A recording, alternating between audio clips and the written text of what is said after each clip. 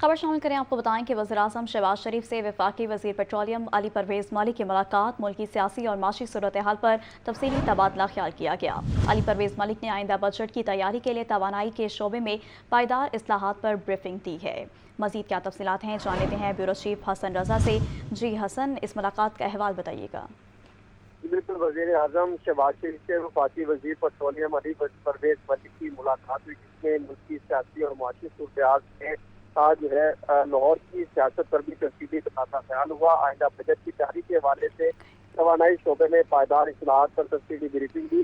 वफाकी वज़ीर पेट्रोलियम अली परवेज़ मलिक ने पेट्रोलियम के हवाले से जो 3 अहम एजेंडे जो कि सूबाई जो वफाकी तक कैबिनेट कमेटी जो है SIRC की इजलास में ज़ेर गौर किए थे, जिसके हवाले से फैसले लिए गए थे, उस पर अमल दरामद रिपोर्ट भी वज़ीर-ए-आज़म शहबाज शरीफ को पेश की और बताया कि आइंदा बजट के में कौन कौन से मेन जो है वो प्रोजेक्ट शामिल किए जा रहे हैं और पेट्रोलियम मसनूआत में कमी के हवाले से भी मामला ज़ेर गौर लाए थे। हद तक जो है जो इंटरनेशनल लेवल पर किस हद तक कमी हुई और मजीद पाकिस्तान से किस हद तक कमी लाई जा सकती है। वज़ीर-ए-आज़म शहबाज शरीफ ने कहा कि अवाम की सहूलियात की फराहमी के लिए और अवाम को मजीद जो है वो सहूलियात फराहम करने के लिए हमें भरपूर इक़दाम करना होंगे। उन्होंने कहा कि पेट्रोलियम मसनूआत में कमी लाने के लिए भी हमें दोबारा असर लो जायजा लेना होगा। जी ठीक है हसन रजा, बहुत शुक्रिया आपका।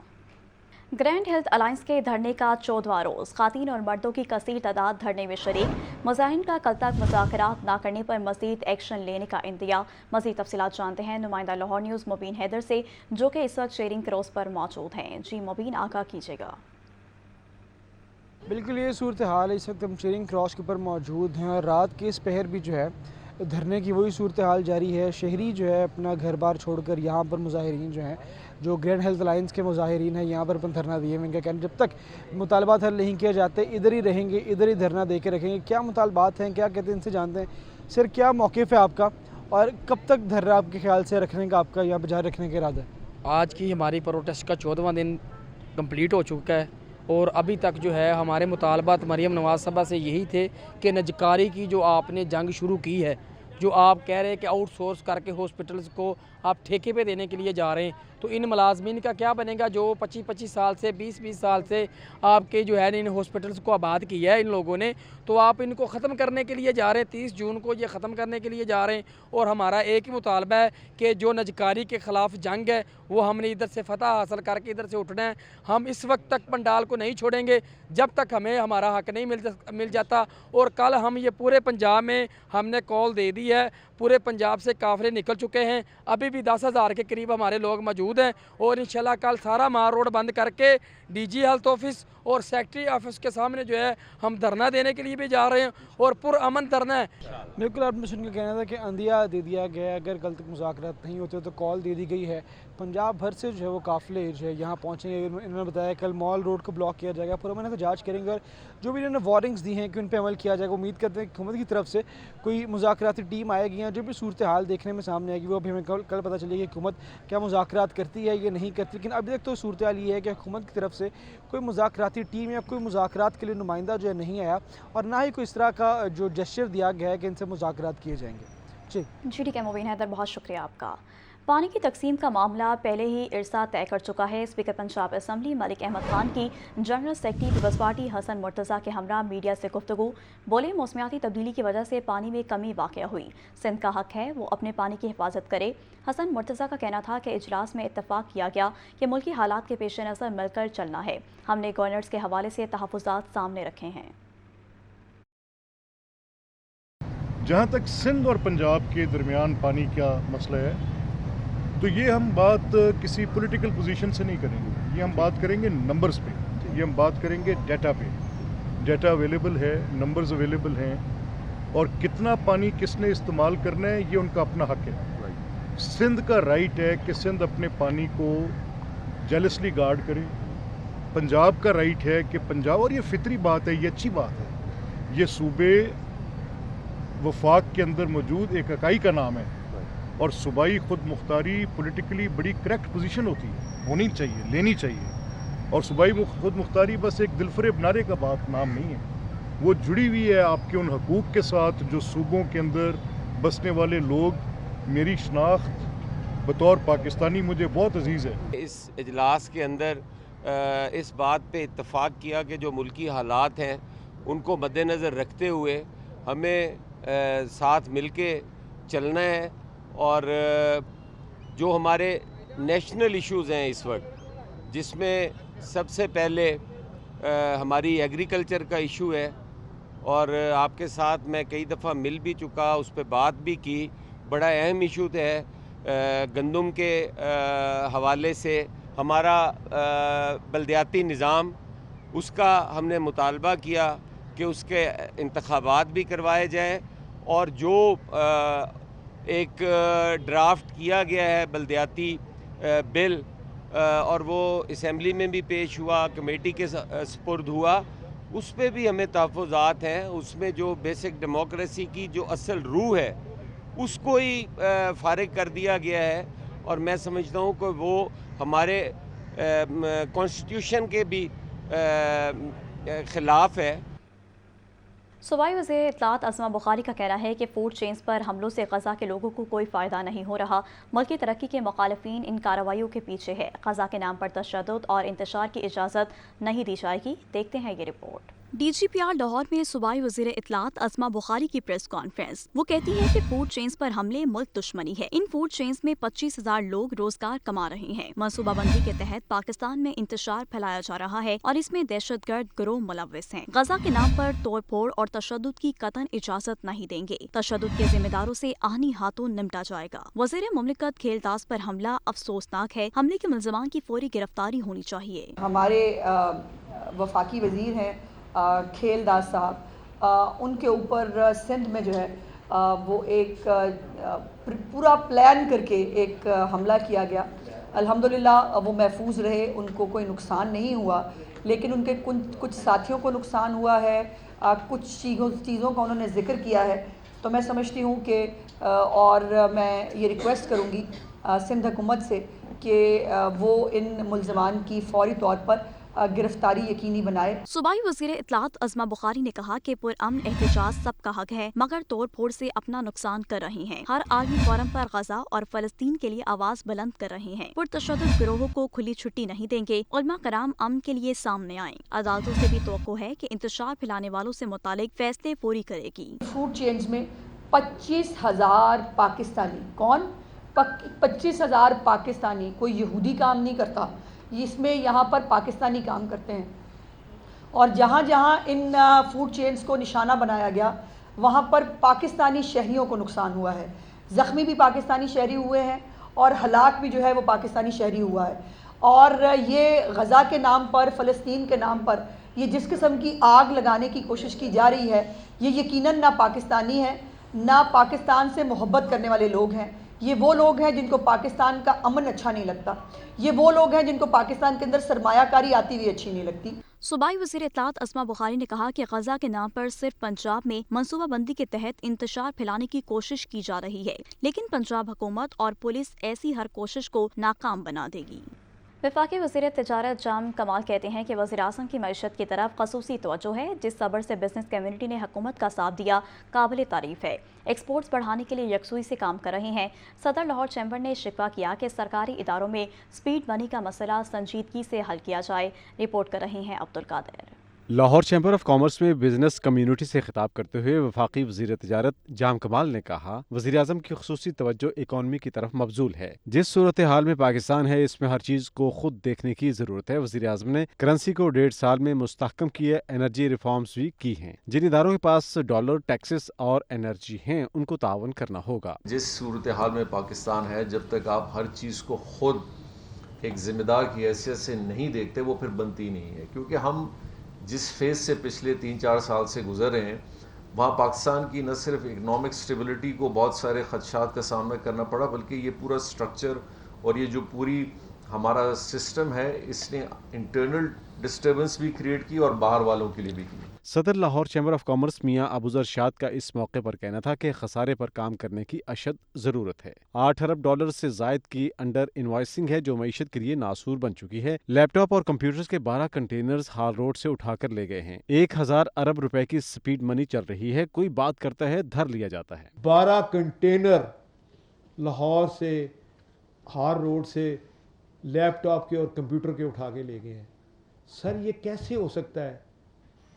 یہ مس انڈرسٹینڈنگ ڈپارٹمنٹ خود پیدا کرتا ہے, خود ہی انہیں کہتا ہے کہ جی انڈر انوائسنگ کرو, خود ہی پکڑتا ہے اور خود ہی آ کے انوائسیں چیک کرتا ہے اور ویلیویشن کی بات کرتا ہے. سر اس کے اوپر بھی بڑی ضرورت ہے کہ ہراسمنٹ ختم ہو. سیمینار میں نائب صدر SAARC chamber Mian Anjum Nisar, chairman pioneers businessman group Ali Hussam Asghar, سابق صدر لاہور چیمبر محمد علی میاں بھی شریک تھے. کیمرہ مین محمد بلال کے ساتھ عبد القادر, لاہور نیوز. اور یہاں پر خبر شامل کریں, آپ کو بتائیں کہ لاہور ہائی کورٹ نے ٹرائل کورٹ کی جانب سے خلا کے باوجود بیوی کو 2 لاکھ حق مہر دینے کا فیصلہ درست قرار دے دیا. خلا کی صورت میں خواتین کے حق مہر کے حوالے سے اصول وضع کر دیے.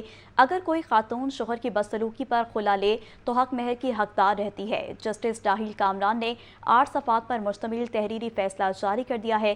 مزید کیا تفصیلات ہیں جان لیتے ہیں محمد اشفاق سے. جی اشفاق بتائیے گا. جی بالکل, لاہور ہائی کورٹ کے جسٹس راہیل کامران شیخ نے بڑا فیصلہ جاری کر دیا ہے. لاہور ہائی کورٹ کے جسٹس راہیل کامران شیخ نے خلا کی صورت میں خواتین کے حق مہر کے حق کے حوالے سے نئے اصول وضع کر دیے.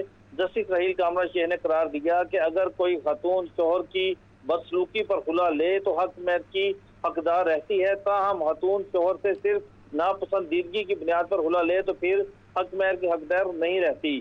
لاہور ہائی کورٹ کے جسٹس راہیل کامران شیخ نے آصف محمود کی جانب سے دائر اپیل پر 8 صفحات پر مشتمل تحریری فیصلہ جاری کر دیا. عدالت نے ٹرائل کورٹ کی جانب سے خلا کے باوجود بیوی کو 2 لاکھ حق مہر دینے کا فیصلہ درست قرار دے دیا اور شہری آصف محمود کی ٹرائل کورٹ کا فیصلہ کالعدم قرار دینے کی اپیل بھی خارج کر دی. جسٹس راہیل کامران شیخ نے 8 صفحات پر مشتمل تحریری فیصلے میں لکھا کہ ہمارے معاشرے میں ہر طبقے کا شخص بیٹیوں کو جہیز دیتا ہے, جو کہ ایک گہرا رواج بن چکا ہے. اسلامی قانون کے تحت شوہر پر حق مہر اس وقت تک واجب ہے جب تک کہ بیوی اس کی جانب سے کسی بغیر وجہ کے خلا کی درخواست نہ کرے. فیصلے میں کہا گیا ہے کہ موجودہ کیس میں خاتون نے اپنے شوہر کی طرف سے ظلم اور توہین امیز رویے کے قابل اعتماد ثبوت فراہم کیے. عدالتی فیصلے میں قرآنی آیات کا بھی حوالہ دیا گیا ہے. فیصلے میں قرار دیا گیا ہے کہ نکاح نامہ بیوی اور شوہر کے درمیان ایک جائز اور پابند معاہدہ ہے. جب تک اس معاہدے کی شرائط سے انحراف کرنے کی قانونی بنیاد نہ ہو, شوہر اپنی ذمہ داری پوری کرنے کا پابند ہے. جب بیوی اس بنیاد پر خلا طلب کرتی ہے کہ وہ اپنے شوہر کو ناپسند کرتی ہے تو وہ اپنا حق مہر کھو دیتی ہے. تاہم اگر شوہر کا طرز عمل بیوی کو خلا لینے پر مجبور کرتا ہے تو خاتون اس کا حق مہر کا حق برقرار رہتا ہے. جسٹس راہیل کامران شیخ نے فیصلے میں کہا گیا کہ موجودہ کیس میں بیوی نے خلا کی بنیاد پر شادی توڑنے کا حکم نامہ حاصل کیا, شوہر پر بدسلوکی اور توہین امیز رویے کے الزامات لگائے. موجودہ کیس میں شادی 9 سال تک برقرار رہی, جو ثابت کرتی ہے کہ بیوی نے اپنی ذمہ داریاں پوری کی ہیں. بیوی نے خلا کے بعد حق مہر اور جہیز کی واپسی کے لیے دعویٰ دائر کیا. ٹرائل کورٹ نے خاتون کا دعویٰ تسلیم کرتے ہوئے سامان جہیز اور حق مہر کی رقم دینے کا حکم دیا. عدالت نے ٹرائل کورٹ کے فیصلے کو کالعدم قرار دینے سے متعلق شہری آصف محمود کی اپیل خارج کر دی اور اس حوالے سے جسٹس راہیل کامران شیخ نے خلا کی صورت میں خواتین کے حق مہر کے حق کے حوالے سے نئے اصول وضع کر دیے ہیں. اہم فیصلہ تھا جس کے حوالے سے محمد اشفاق ہمیں تفصیلاً اپڈیٹ کر رہے تھے. آپ کا بہت شکریہ. اور اب خبر شامل کریں ایسٹر کے حوالے سے. تو آپ کو بتائیں کہ امید, تجدید اور خوشیوں کا تہوار. ملک بھر کی طرح لاہور میں بھی مسیحی برادری ایسٹر کا تہوار روایتی جوش و جذبے سے منانے میں مصروف.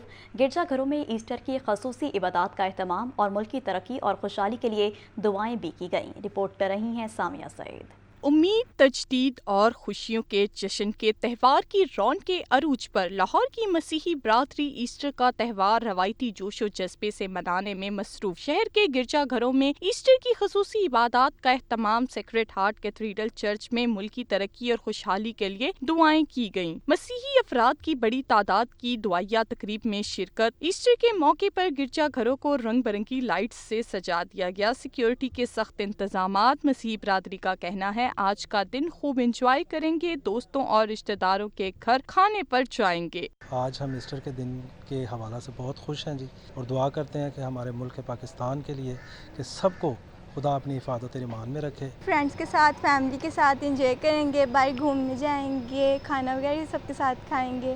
ایسٹر کے موقع پر شہر کے سیاسی، عوامی اور سماجی رہنماؤں نے مسیحی برادری کو ایسٹر کی مبارکباد دی ہے اور ملک میں بین المذاہب ہم آہنگی کو فروغ دینے کے عزم کا اظہار کیا ہے۔ کیمرامین عدنان کے ساتھ سامیہ سعید، لاہور نیوز۔ وفاقی وزیر اطلاعات عطا اللہ تارڑ نے مسیحی برادری کو ایسٹر کی مبارکباد دی۔ کہتے ہیں مسیحی برادری کا پاکستان کے قیام میں اہم کردار ہے۔ مسیحی برادری نے پاکستان کے لیے جانوں کی قربانی بھی دی۔ محمد اسامہ کی رپورٹ دیکھیے۔